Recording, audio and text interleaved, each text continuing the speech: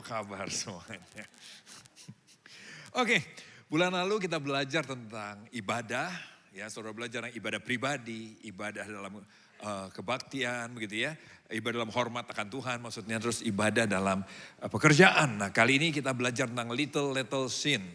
Kalau saudara baca cepat, terjemahannya kecil-kecil berdosa ya. Tapi kalau dibaca dengan benar maka gini, dosa kecil yang mematikan, little sin ya. Nah kali ini judulnya begini, kecil tapi menghancurkan. Itu yang saya mau share buat saudara dan saya, kita belajar sama-sama. Saya mau ajak kita baca 1 Korintus 6 ayat 1 sampai 11. Sebagian saya ambil dari terjemahan BIMK, nanti bagian terakhirnya dari terjemahan baru. Jadi saya campur begini sebab ada beberapa kata yang di sini lebih mudah dimengerti, kadang di sana lebih mudah dimengerti. Dan saya mau ajak kita sekali lagi belajar di Persib. Mereka yakin sekali mereka sudah menang, juara, jadi mereka semangat sekali walaupun kalah, semangat sekali walaupun punya masalah. Kita juga sama, kita semangat baca firman-Nya. Setuju amin saudara? Ya, oke. 2, 3. Mengapa ada, wah kurang kompak. Memang udah kayak konvoinya sih, tapi kurang teratur memang. 2, 3. Mengapa ada di antara kalian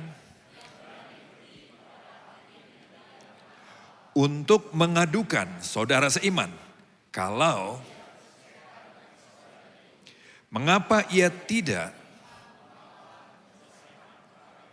Oke, saudara, jemaat di Korintus itu jemaat di pinggir pantai, di pelabuhan, mungkin banyak orang keluar masuk di sana, ada banyak orang datang dari berbagai tempat, berbagai budaya, berbagai gaya hidup, berbagai kebiasaan. Dan waktu mereka datang, mereka kenal Tuhan, mereka masih bawa gaya hidupnya yang lama, akibatnya gereja di Korintus kacau sekali. Makanya dibilang, ada yang laporin temen gerejanya keluar, ke polisi kali kemana, pokoknya kacau sekali. Nah apa saja sih yang terjadi di sana? Nah sama seperti gereja Korintus yang banyak orang datang, maka di CLCC pun saya mau bilang nih welcome buat saudara semua.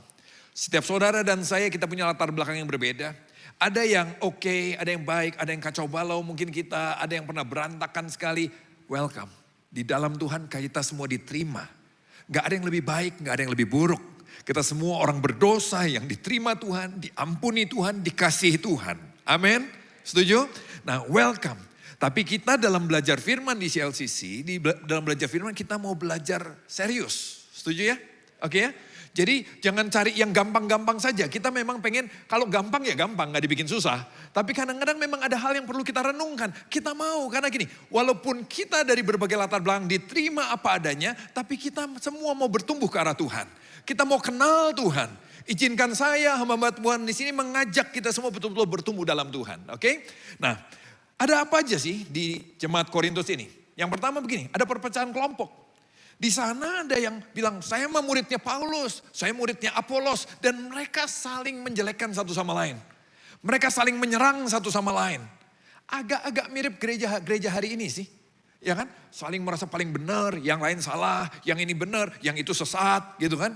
Dan gitu. Lalu ada perpecahan karena perbedaan karunia roh. Ada yang, kalau saya begini karunia rohnya, yang ini penggembalaan, yang ini profetik, yang ini pengajaran, yang itu penginjilan. Akhirnya saling ribut, ada yang bahasa roh, ada yang apa. Ribut gara-gara karunia roh. Di situ Paulus juga ajar mereka, enggak gitu maksudnya. Ada kemunafikan.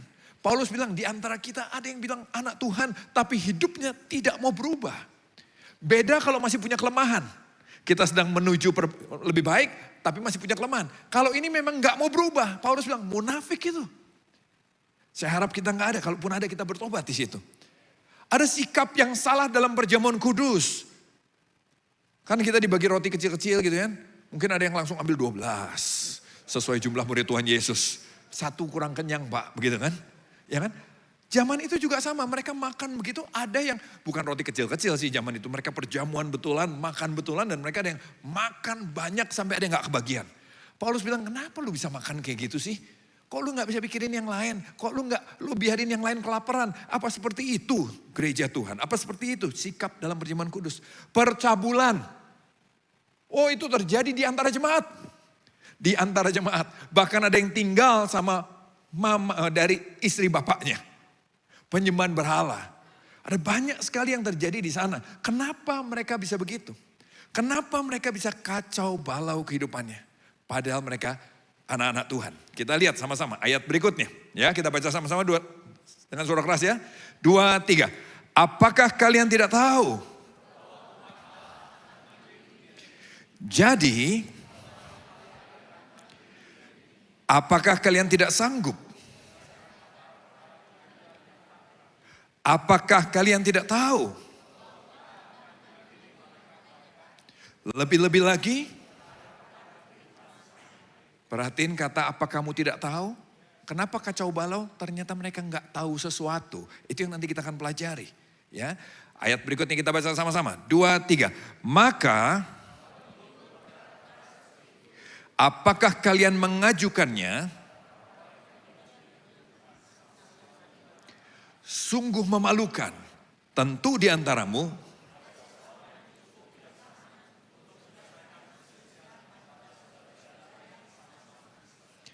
ayat berikutnya, 2, 3.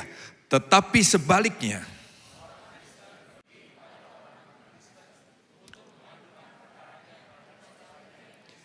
jangankan pergi berperkara, adanya perselisihan-perselisihan.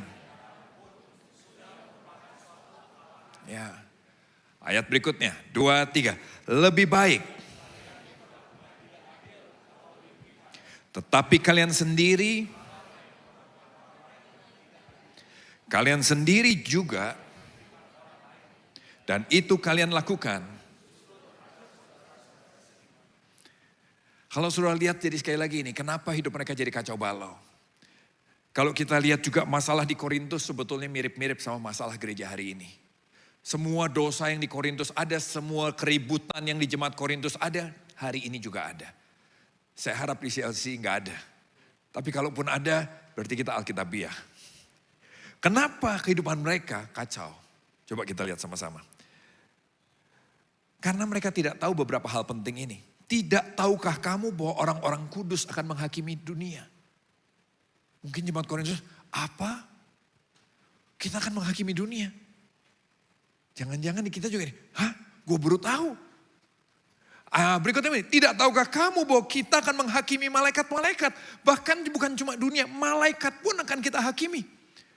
Alkitab bilang, saudara dan saya akan memerintah bersama Tuhan selama-lamanya. Dan Tuhan kasih otoritas untuk memerintah, bahkan untuk menghakimi dunia, menghakimi malaikat. Makanya Paulus bilang ini, kalau kamu ngerti itu, kamu masa sih urusan kecil aja kamu gak bisa beresin. Ribut sama saudara seiman kamu gak bisa beresin. Ribut sama teman pelayanan gak bisa beresin. Sampai harus lapor keluar segala. Masa sih suami istri gak bisa beresin? Masa sih sama rekan sekerja gak bisa diberesin? Apa sih yang kita gak tahu? Tuhan mau bilang gini loh lewat ayat ini. Orang Korintus gak tahu identitas mereka di dalam Tuhan. Orang Korintus nggak tahu kapasitas mereka di dalam Tuhan. Katakan identitas. Kapasitas. Lagi identitas. Kapasitas. Karena itulah di bulan lalu saya mulai bilang begini, jangan cerita Tuhan tidak lengkap. Kan tadi, apa kamu tidak tahu? Memang gak tahu karena cerita Tuhannya gak lengkap. Yang tahu cuma jatuh diampuni, jatuh diampuni, jatuh diampuni. Gak tahu yang lain. Makanya yuk kita sama-sama belajar firman Tuhan supaya cerita Tuhan jadi lengkap. 4 chapter gospel, salah satunya kemarin saya banyak bahas, restoration. Seperti apa sih keadaan terakhir kita nanti? Seperti apa sih saudara dan saya akan jadi? Karena Tuhan serius sekali sama kita. Penting sekali untuk saudara tahu apa yang akan Tuhan buat di akhir nanti semua. Kenapa? Ada satu pemimpin di tempat ini kemarin cerita sama saya. Gue tuh bandel kok Andi. Saya tahu dia dari sekolah sih. Saya sudah bina dia dari SMA atau kuliah kira-kira begitu. Dia bilang gue ini bandel banget.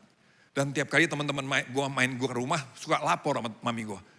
Tante, dia ini bandel banget tante. Dia mabok, dia begini. Maminya lu bilang nih, dia mah anak baik. Dia anak baik, padahal mami gue tahu gue ngelakuin itu. Tapi mami gue terus bilang, kamu anak baik, kamu anak baik, kamu anak baik. Identitas diri ditaruh terus, ditanam terus. Sampai ada di alam bawah sadar dia. Sehingga dia bilang, waktu saya tergoda untuk melakukan yang lebih jauh. Kamu anak baik itu membatasi. Gue anak baik. masa sih gue begitu? Gue anak baik, masa sih gue gitu? Kalaupun dia pernah kepleset, dia balik lagi. Gue tuh anak baik, gue gak seharusnya seperti ini. Dia balik lagi. Dan akhirnya dia terus ada di gereja, gak pernah bisa lari dari Tuhan. Tahu identitas diri itu penting.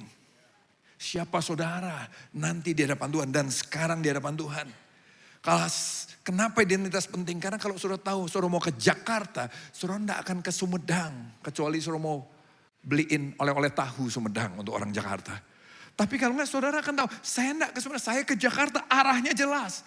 Orang yang punya visi hidup, identitas diri yang benar, maka itu akan menuntun langkah hidup saudara.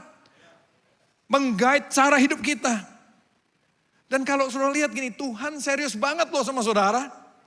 Dia enggak ciptakan kita hanya untuk diampuni terus ke gereja. Tidak, lihat ini apa yang Tuhan bilang tentang kita. Di seluruh firman, tadi katakan ini, menghakimi dunia, katakan menghakimi dunia. Menghakimi malaikat. Ulang ya, menghakimi dunia. Menghakimi malaikat. Tuhan kiri kanan bilang, lu bukan orang sembarangan. Iya kan? Wih, bayangin. Coba lihat sebelah saudara, dia bakal menghakimi malaikat bro. Malaikat, wih, ya. Nah coba kita lihat. Kejadian 1 ayat 26 bilang begini. Berfirmanlah Allah. Baiklah kita menjadikan manusia menurut gambar dan rupa kita. Supaya mereka berkuasa. Yang hitamnya lagi, atas seluruh bumi. Wow. Wahyu 22 ayat 5. Dan malam tidak akan ada lagi di sana. Mereka tidak memerlukan cahaya lampu dan cahaya matahari. Sebab Tuhan Allah akan menerangi mereka. Dan mereka akan memerintah sebagai raja sampai selama-lamanya. Kitab pertama bilang begitu. Kitab terakhir bilang begitu. Kitab Daniel 7 ayat 18 bilang ini. Sesudah itu orang-orang kudus milik yang maha tinggi akan menerima pemerintahan. Dan mereka akan memegang pemerintahan itu sampai selama-lamanya. Bahkan kekal selama-lamanya. Siapa itu? Orang-orang kudus milik yang maha tinggi. Kalau saudara sudah ditebus Tuhan, saya percaya saudara dan saya adalah milik yang maha tinggi. Kita semua sudah dikuduskan. Amin. Amin. Apa yang Tuhan buat untuk kita? Apa cuma udah mati di salib yang penting lu selamat? Bukan. Tuhan selamatkan kita. Saya ulang. Tuhan selamatkan kita untuk memegang pemerintahan selama-lamanya. Banyak yang baru tahu, gue baru tahu Kristen artinya itu. Iya, Tuhan serius banget, kita nggak serius sama Tuhan kan? Tuhan bilang, aku mau kamu memerintah, enggak usah Tuhan, aku kebaktian aja. Itu bercanda saudara. Bawahnya, sampai yang lanjut usia terjemahan lainnya nih, yang kekal.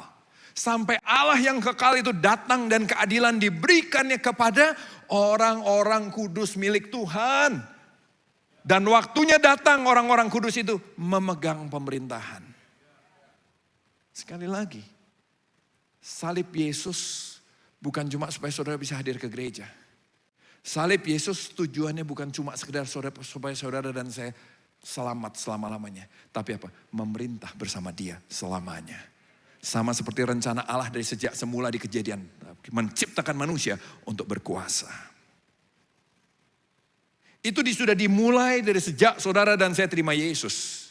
Sebagai Tuhan dan Raja dalam hidup kita. Tapi sempurnanya baru nanti kalau dia sudah datang kedua kali. Sekarang belum sempurna apa? Kita masih punya kelemahan. Kita masih bisa berdosa.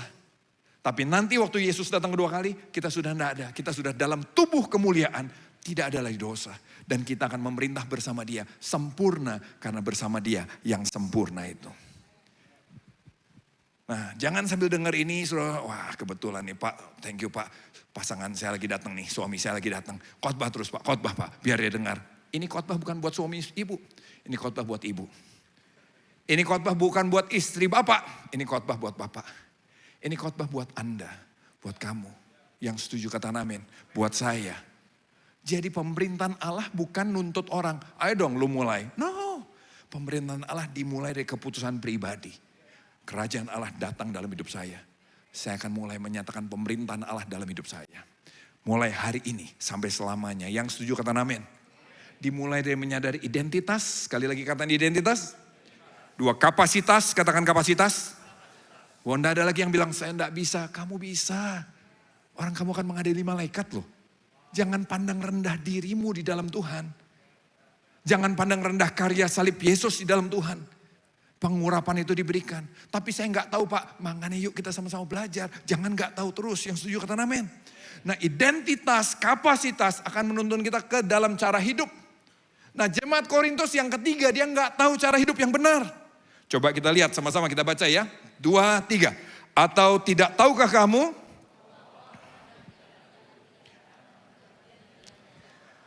Janganlah sesat.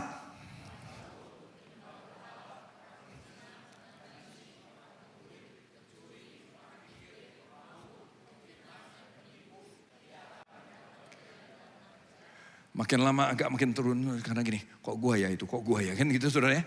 Saya mengerti perasaan hati saudara, tapi yuk kita baca ulang dengan suara lebih keras supaya telinga mendengar. Yang setuju kata amin. 2, 3. Atau tidak tahukah kamu?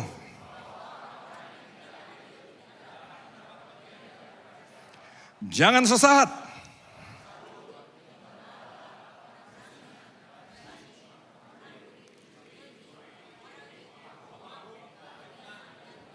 Tidak akan mendapat bagian dalam kerajaan Allah. Yang setuju kata amin. Wow, luar biasa saudara. Nah, saudara tahu kenapa mereka kacau hidupnya? Karena mereka tidak tahu beberapa hal penting ini. Mereka nggak tahu bahwa orang tidak adil nggak akan dapat bagian dalam kerajaan Allah. Gue pikir yang penting gue udah ke gereja.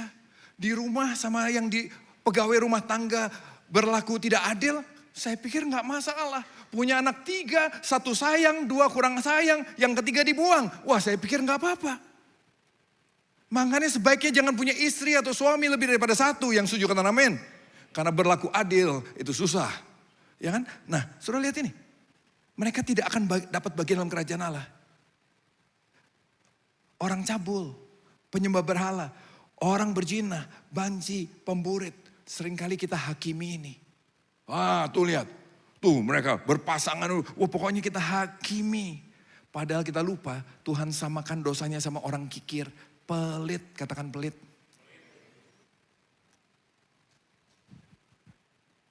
Kita suka hakimi orang lain. Kita lupa, pelit pun Tuhan bilang, lu pelit juga gak masuk kerajaan Allah. Fitnah ngomongin orang, gak masuk kerajaan Allah. Gak adil. Apa maksudnya tidak masuk dalam kerajaan Allah? Apa maksudnya? Tidak masuk kerajaan Allah artinya gini, kita kehilangan otoritas Tuhan dalam hidup kita. Pemerintahan Allah tidak bisa dinyatakan dalam hidup kita pribadi. Pemerintahan Allah tidak bisa dinyatakan dalam keluarga kita.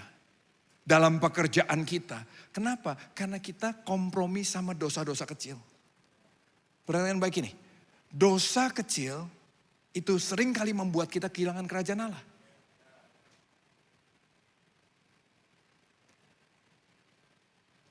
Pak, apa berarti saya gak masuk surga? Gak selamat ya Pak saya?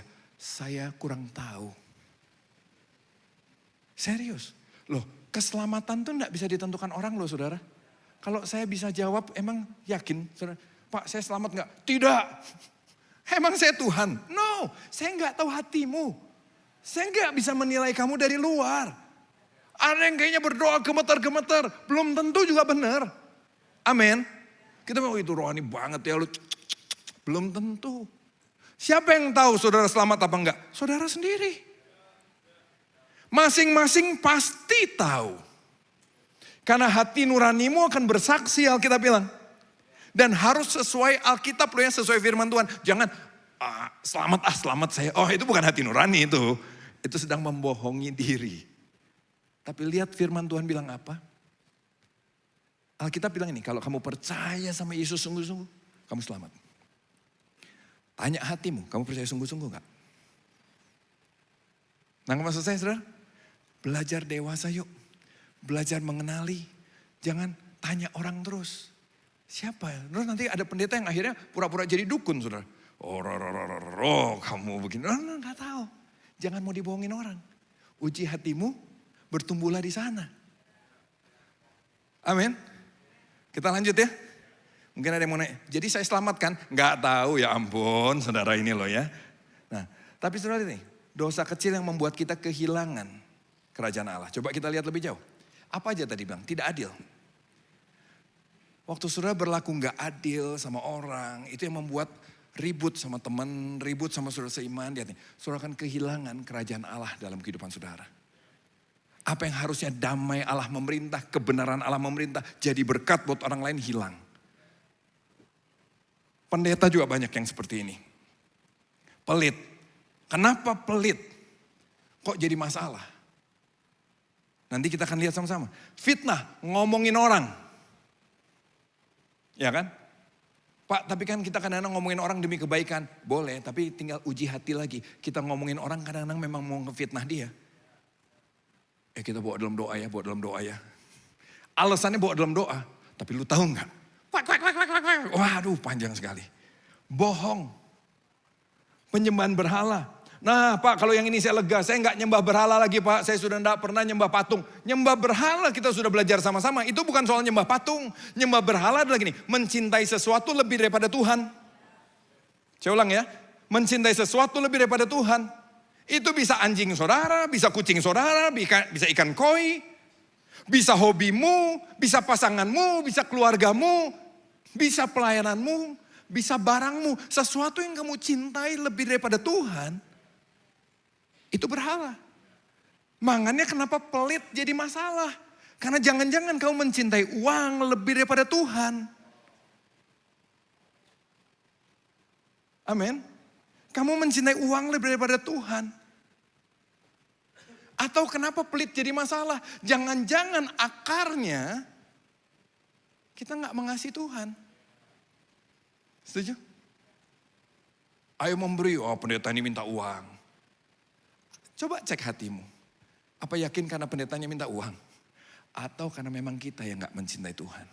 Atau kita nggak mau terlibat dalam pekerjaan Tuhan? Gak peduli orang lain bisa diselamatkan apa enggak. Yang penting kan gue sudah aman. Nah itulah dosa kecil itu jadi bahaya. Karena akarnya bisa kemana-mana. Coba kita lihat ini. Dosanya bisa terlihat kecil. Tapi akarnya merusak kemana-mana. Amin. Jangan bilang masa sih pelit. Loh jangan lihat pelitnya. Akarnya apa yang menyebabkan kamu nggak mau. Jangan lihat nggak adilnya. Kenapa nggak adil? Jangan-jangan hati kita memang benci. Kadang-kadang kelihatannya kecil, lama-lama terus kita bangun jadi kebiasaan. Udah jadi kebiasaan, lama-lama kita jadi terikat. Dan itu menghancurkan hidup kita. Menghancurkan keluarga kita. Kemarin ada teman yang dokter pernah bilang begini sama dia. Sakitmu tidak dapat sembuh hanya dengan dibersihkan dan diobati. Tapi sakitmu harus dibereskan sampai ke akarnya. Ada dua gambar ini. Saudara lihat ini yang pertama gedung di China kebakaran. Yang kedua kebakaran di California punya hutan. Saudara tahu penyebabnya apa? Sometimes simple. Ada orang buang puntung rokok. Satu puntung rokok jatuh ke tempat yang salah. Kebakaran satu hutan. Dan ini triliunan rugi. Banyak yang mati, banyak yang terluka, banyak lagi yang ngungsi. Gedung itu kayaknya runtuh itu ya kemungkinan besar ya. Setuju? Bagian penyelamatan bencana. Kira-kira runtuh itu. Iya kan? Kan lihat. Kenapa? Kadang-kadang dari koslet kecil. Lihat itu. Dosanya bisa kecil. Kalau akarnya kemana-mana. Rusak hidup kita. Hancur hidup kita. Mau semegah apapun bisa hancur. Pak, tapi saya bukan penipu, Pak. Iya, mungkin kamu bukan penipu. Tapi kamu uang kembalian juga suka nggak kembaliin. Sisa 12.500 nggak kembaliin. 7.500 nggak kembaliin. Ya kan? 1.000 nggak kembaliin. Misalnya gitu. Lama-lama orang punya cap sama saudara. Ini orang nggak jujur. Jangan heran kalau itu melebar kemana-mana. Kamu nggak akan berkembang karirnya. Karena orang bilang hati-hati ya. Dia nggak jujur loh. Kembalian aja kagak dikembaliin. Jangan lu percayain perkara besar. Ya angkat tangannya. Halo? Semua kerusakan kecil kalau dibiarkan akan menyebabkan kehancuran. Rumah kita bocor, kecil. Tapi dibiarin, lama-lama rumah kita berantakan. Suatu kali saya benerin taman belakang rumah saya. Waktu benerin taman belakang rumah, kayaknya banyak batu, banyak tanah masuk ke dalam saluran air yang kecil. Mampet saluran airnya, malamnya hujan besar. Taman sudah selesai, bagus. Hujan besar, tiba-tiba rumah saya kebanjiran. Karena nggak bisa keluar airnya, masuk ke rumah semua. Wah, satu rumah saudara kita sibuk membangun bendungan. Gimana caranya supaya air nggak masuk. Waduh, semua dibendung. Kita dorong airnya keluar lagi setengah mati. Dan nggak bisa beres sampai besoknya. Sampai apa? Saluran yang kecil tadi dibenerin. Sampai dosa yang kecil tadi diberesin. Baru hidup kita bisa benar. Baru kerajaan Allah bisa nyata dalam hidup kita. Amin. Pemerintahan Allah bisa nyata dalam keluarga kita. Sakit hati, kecil kan. Pak, saya mah gak benci, saya mengasihi orang Pak. Cuma satu itu loh Pak, saya gak bisa ampuni. Kesel saya Pak. Enak tiap kali lihat dia. Dari satu sakit hati yang kecil akan membuat saudara uring-uringan. Tiba-tiba masuk angin gak jelas. Ngelihat dia, enak masuk angin saudara. Mulai malas pelayanan, malas berdoa. Mulai ribut lagi sama teman, ribut sama keluarga. Kenapa? Karena gak kesel. GERD muncul dan semuanya. Utang. Sekarang orang kadang-kadang gak bisa ngajuin ke bank, gak bisa KPR. Kenapa? Utang 500 ribu belum diberesin. Kenapa? Ke Shopee gak diberesin. Waktu 500 ribu kita gak bayar, kita merasa beruntung. Yang pernah katakan, wah kebetulan gue gak usah bayar 500 ribu lah, untung lumayan lah. Untung 1 juta gue gak usah bayar lah, lumayan. Ya kan, bersyukur barangnya udah dikirim, gue gak usah bayar. Saudara tahu, suatu kali orang ngajuin ke bank, blacklist. Kenapa? 500 ribu gak bisa bayar. Itu kejadian di mana-mana. Dosanya bisa kecil, akarnya bisa merebet kemana-mana. Nah, kenapa jadi masalah? Contoh tadi pelit, contoh sering kali perhatian. Akar dari semua dosa kecil itu adalah menolak Tuhan memerintah dalam hidup kita. Saya ulang ya. Seringkali akar dari dosa kecil tadi adalah gini. Karena kita menolak Tuhan memerintah dalam hidup kita. Mengampuni enak aja. Ayo belajar firman. Gue mau males. Kita lagi menolak Tuhan memerintah dalam hidup kita. Ya pantas aja kerajaan Allah gak bisa nyata dalam hidup saudara dan saya. Pantas aja ribut semua, pantas aja dikacau balau, pantas aja jadi jatuh dalam dosa percabulan, jatuh dalam dosa perzinahan, dan macam-macam. Dosa kecil yang terus tidak diberesin itu seperti menabung kehancuran buat hidup saudara dan saya. Coba kita lihat ini. Ini kehidupan Daud. Kehidupan Daud. Kalau saudara lihat grafiknya sebetulnya gini. Daud itu waktu kenaluan dia naikin saudara. Diurapi, sampai jadi raja. Kapan dia mulai turun? Waktu dia mulai dia berselingkuh sama Batsheba. Batsheba ini, kasus dia dengan Batsheba bukan pemerkosaan, bukan pemaksaan. Diperkirakan besar kemungkinan ini suka sama suka. Batsheba sama Daud bukan orang jauh. Kakeknya Batsheba itu penasihatnya Daud, temannya Daud. Bapaknya Batsheba itu jenderalnya Daud. Suami Batsheba juga jenderalnya Daud. Jadi ini lingkar satunya Daud. Mereka kenal dari Batsheba masih kecil. Jadi mungkin Batsheba tumbuh dalam rasa kagum pada Daud. Sampai suatu kali Alkitab bilang begini loh. Daud lagi gak ikut perang. Dia lagi di atas loteng rumah. Terus dia lihat ada cewek mandi. Setuju? Alkitab bilang gitu kan? Nah kemarin saya ke Israel. Di sana ditunjukin. Dibawa ke kira-kira reruntuhannya istananya Daud. Nah kita semua lihat sekarang nih kota-kotanya begini kan. Coba lihat mana kamar mandi yang ada di atas loteng. Gak ada. Mereka bilang, Gayatnya bilang, gak ada kamar mandi yang kelihatan dari sini kan. Kok bisa yang Batsheba kelihatan? Mungkin mereka udah WA-an sebelumnya saudara. Jam 3:30 ya. Oke beb. Ya kan? 3:30 gak tahu gimana tiba-tiba naik ke loteng. Daud sudah ada di sana ngeliat. Buat beberapa orang wajarlah laki-laki. Dosa kecil. Apalagi raja. Waktu itu kan istri boleh banyak. Misalnya gitu kan.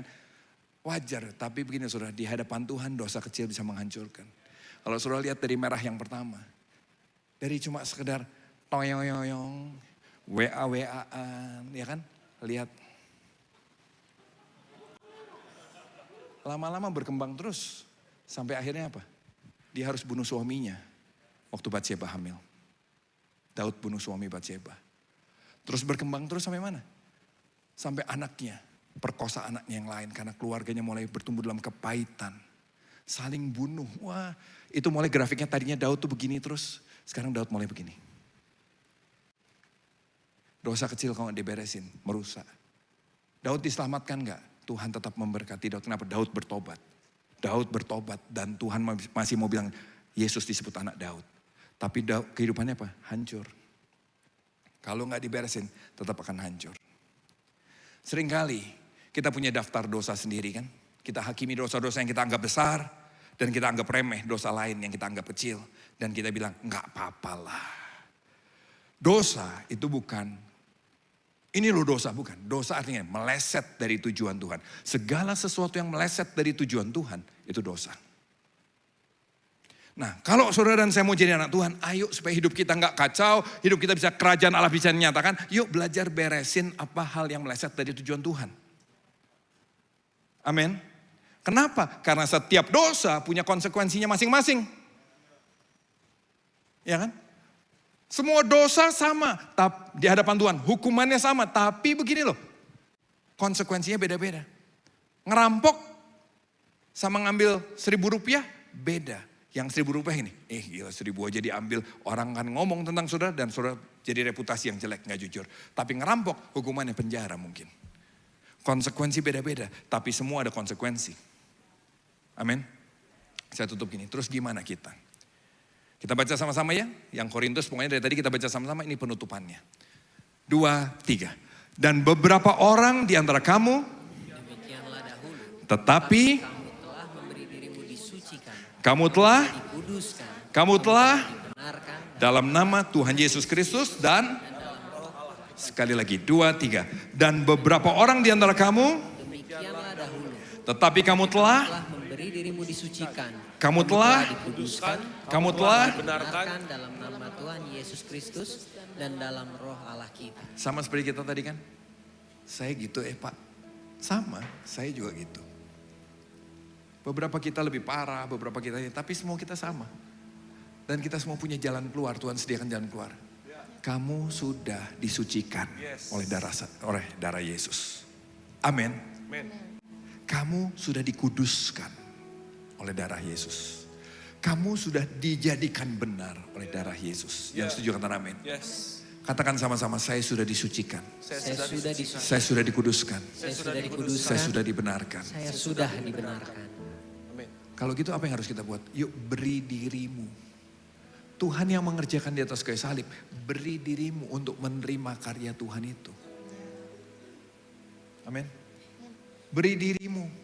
Kalau tadi kita, saya baru tahu Pak, saya diciptakan untuk memerintah bersama Tuhan. Ayo beri dirimu hidup dalam rencana Tuhan itu. Beri dirimu. Caranya gimana? Ayo belajar sama-sama. Supaya jangan, saya tidak tahu terus. Nanti yang rugi kamu. Tapi kita belajar sama-sama. Tiap 6 bulan di CLCC ada kelas-kelasnya cuma 4 minggu, 5 minggu. Kita sengaja bikin pendek-pendek tapi terus yuk 6 bulan lagi ada, 6 bulan lagi. Supaya terus belajar pelan-pelan tapi terus belajar menjadi seperti Kristus. Belajar mengerti apa sih tujuan Tuhan buat hidup saya. Apa sih kapasitas berkat yang Tuhan sudah sediakan dalam saya. Supaya kita nggak hidup salah. Saya nggak bilang kita akan sempurna, tidak sampai Tuhan datang kedua kali. Tapi kita jadi mulai belajar berjalan di tempat yang seharusnya kita berjalan. Supaya kita bisa hidup sesuai dengan identitas kita, sesuai dengan kapasitas kita. Dan gaya hidup yang memang Tuhan mau untuk kita hidup. Nanti lihat, waktu saudara begitu saudara akan tahu gini, bagaimana membereskan masalah sama Tuhan. Waktu saudara bertumbuh, kita punya masalah paham nih. Anak Tuhan yang benar bertumbuh dalam Tuhan. Dia akan tahu, minta maaf duluan. Gengsi enggak? Gengsi saya jamin. Tapi kita tahu, saya diciptakan untuk menyatakan kerajaan Allah. Paulus bilang ini, kamu tuh nanti menghadiri malaikat loh. Masa masalah gini kamu gak bisa beresin. Kita akan datang bilang, minta maaf brother. Kita akan seumur ya, jadi saling memaafkan. sama pasangan, sama orang tua, sama rekan sekerja. Ya kan? Masa sih gua gelapin uang? Masa sih gua umpetin uang? Bersikap adil. Di situ nanti lihat, dari benih kerajaan Allah dalam hati kita. Kita akan merasakan damai Allah. Kadang punya masalah, tapi kita tahu kita dalam kerajaannya. Keluarga kita akan merasakan dampaknya. Waktu saudara bicara tentang Tuhan di keluarga, orang gak bilang ini, Allah papa mau ngomong doang. Enggak. Ada otoritas kerajaan Allah dinyatakan di sana. Amin. Di dunia kerja. Mungkin kita gak sekaya, saya gak sekaya beberapa di antara saudara. Tapi akan ada orang-orang yang bilang, kerja sama dia beda ya. Sama yang lain mah kita takut ditipu. Sama yang lain mah kita hitungan sekali. Kalau sama dia kok enak ya kerjanya ya. Enak sekali. Tanggung jawab, excellent. Tapi juga kita tahu dia jujur. Wow.